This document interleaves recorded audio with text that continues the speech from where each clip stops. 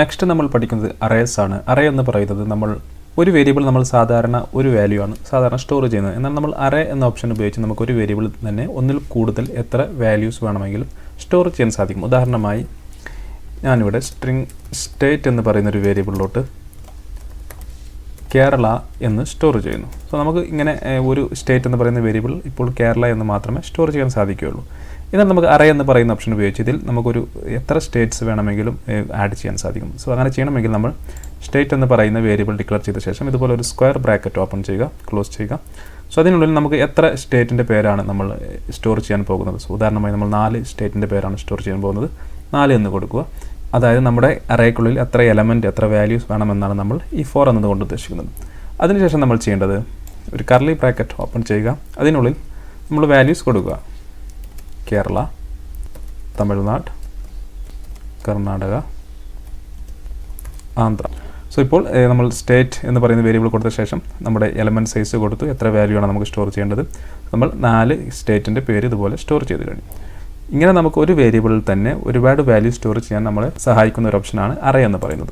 സാധാരണ നമ്മൾ പ്രിൻറ്റ് ചെയ്യണമെങ്കിൽ നേരത്തെ നമ്മൾ ഇതുപോലെ പ്രിൻറ്റ് ചെയ്യണമെങ്കിൽ നമുക്ക് ജസ്റ്റ് വേരിയബിൾ നെയിം കൊടുത്താൽ മതിയായിരുന്നു. എന്നാൽ അറേ ആണെങ്കിൽ നമുക്കത് ഇൻഡെക്സ് നമ്പറോട് കൂടി കൊടുക്കേണ്ടതുണ്ട്. സോ ഇൻഡെക്സ് നമ്പർ എന്ന് പറയുന്നത് നമ്മുടെ ഓരോ എലമെൻസിനും അറേക്കുള്ളിൽ ഓരോ നമ്പർ ഉണ്ടായിരിക്കും. അത് സ്റ്റാർട്ട് ചെയ്യുന്നത് 0-ൽ നിന്നായിരിക്കും. അതായത് ലെഫ്റ്റ് സൈഡിൽ നിന്ന് 0, 1, 2, 3 എന്നായിരിക്കും സ്റ്റാർട്ട് ചെയ്യുന്നത്. സോ ഉദാഹരണമായി കേരളത്തിൻ്റെ ഇൻഡെക്സ് നമ്പർ എന്ന് പറയുന്നത് 0 ആയിരിക്കും, തമിഴ്നാടിൻ്റെത് 1 ആയിരിക്കും, കർണാടക 2 ആയിരിക്കും, ആന്ധ്ര 3 ആയിരിക്കും. സോ 4 എലമെൻറ്റ്സ് ഉള്ള ഒരു അറേ ആണെങ്കിൽ അതിൽ 0-ൽ നിന്ന് സ്റ്റാർട്ട് ചെയ്ത് അവസാനത്തെ എലമെൻറ്റ് 3 ആയിരിക്കും ഇൻഡെക്സ് നമ്പർ എന്ന് പറയുന്നത്. സോ ഈ ഇൻഡെക്സ് നമ്പർ ഉപയോഗിച്ചാണ് നമ്മൾ അറേക്കുള്ളിലുള്ള ഒരു വാല്യൂ നമ്മൾ ആക്സസ് ചെയ്യുന്നത്. സോ നമുക്ക് ഉദാഹരണമായി നമുക്ക് കേരള എന്ന് പ്രിൻറ്റ് ചെയ്യണമെങ്കിൽ നമ്മൾ സ്റ്റേറ്റിൻ്റെ പേര് കൊടുക്കുക, അതിനുശേഷം ഇൻഡെക്സ് നമ്പർ കൊടുക്കുക. കേരളത്തിൻ്റെ ഇൻഡെക്സ് നമ്പർ 0 ആണ്. ശേഷം നമുക്ക് റൺ ചെയ്ത് കഴിഞ്ഞാൽ നിങ്ങൾക്കിവിടെ കാണാം നമുക്ക് കേരള എന്ന് പറയുന്ന റിസൾട്ട് ലഭിക്കുന്നു. സോ അതുപോലെ തമിഴ്നാട് വേണമെങ്കിൽ നമ്മൾ ഇൻഡെക്സ് നമ്പർ 1 കൊടുക്കുക, നമുക്ക് തമിഴ്നാട് എന്ന് പറയുന്ന റിസൾട്ട് ലഭിക്കുന്നു. സോ ആന്ധ്ര വേണമെങ്കിൽ നമുക്ക് 0, 1, 2, 3 കൊടുക്കുക, ഇൻഡെക്സ് നമ്പർ 3.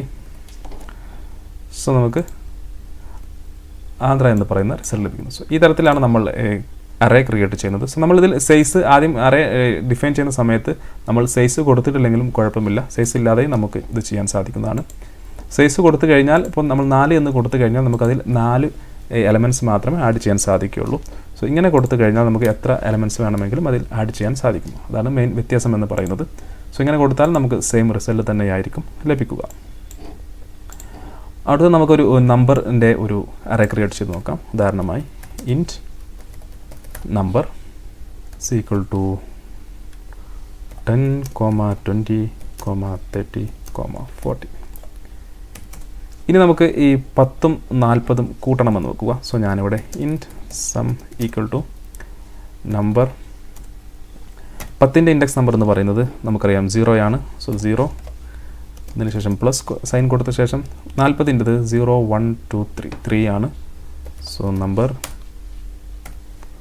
3 എന്ന് കൊടുക്കുന്നു. ശേഷം നമ്മൾ സമ്മിൻ്റെ വാല്യൂ പ്രിൻറ്റ് ചെയ്യുന്നു. സോ നമുക്ക് നമ്മുടെ പ്രോഗ്രാം ഒന്ന് റൺ ചെയ്ത് നോക്കാം. റൺ ചെയ്ത് കഴിഞ്ഞാൽ നമ്മൾ 10ഉം 40ഉം കൂട്ടിയിട്ടുള്ള 50 എന്ന് പറയുന്ന റിസൾട്ട് ലഭിക്കുന്നു. ഈ തരത്തിൽ നമുക്ക് അറേ ക്രിയേറ്റ് ചെയ്ത് അതിനുള്ളിലെ വാല്യൂ ആക്സസ് ചെയ്യാൻ സാധിക്കുന്നതാണ്.